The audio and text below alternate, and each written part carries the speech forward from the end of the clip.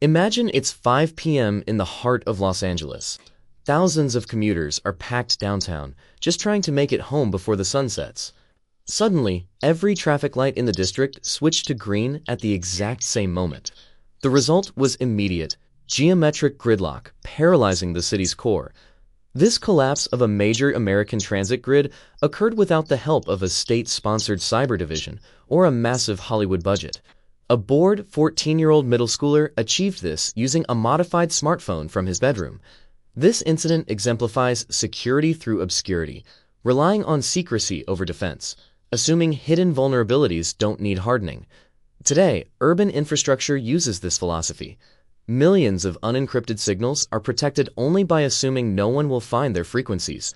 When infrastructure depends on secrecy instead of encryption, public safety is left vulnerable to anyone with enough curiosity to scan the radio spectrum. The teenager's process began with simple adolescent curiosity. He wanted to see if he could influence a single light near his school, but his experiments quickly scaled into citywide interference. He utilized a radio frequency XP, targeting the invisible communication channels that connect traffic hardware to the central grid. By modifying his phone to broadcast on municipal frequencies, he intercepted signals and sent override commands directly to the hardware. Normally, physical logic gates ensure opposing lanes remain red. However, lacking cryptographic authentication, the hardware accepted the rogue commands, turning every directional node green simultaneously. He held the entire metropolis hostage for hours, essentially pausing the flow of the city from a distance. Without basic digital encryption, multi-million-dollar public systems are essentially defenseless against consumer electronics that can broadcast on the right frequency. Despite his technical success in breaching the city grid, the hacker's downfall was caused by a common adolescent mistake. He sent a single bragging text message to a peer, taking credit for the chaos in downtown Los Angeles.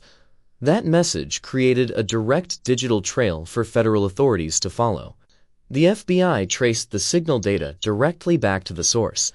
The investigation ended when the FBI walked into a middle school homeroom to arrest the 14-year-old at his desk. Regardless of how effective a digital exploit is, the human need for recognition remains the most consistent vulnerability in any cybercrime. Municipal engineers have begun a systemic autopsy of this incident to determine how to harden these vulnerable systems against future interference. The first priority for modernizing the grid is to abandon obscurity as a defense. Systems must be secured by design. Next, implement cryptographic authentication, so hardware verifies every instruction. Finally, isolated, unnetworkable logic gates make conflicting signals mechanically impossible, even if hackers control the frequency. This teenager exploited a specific frequency that the city assumed would never be found.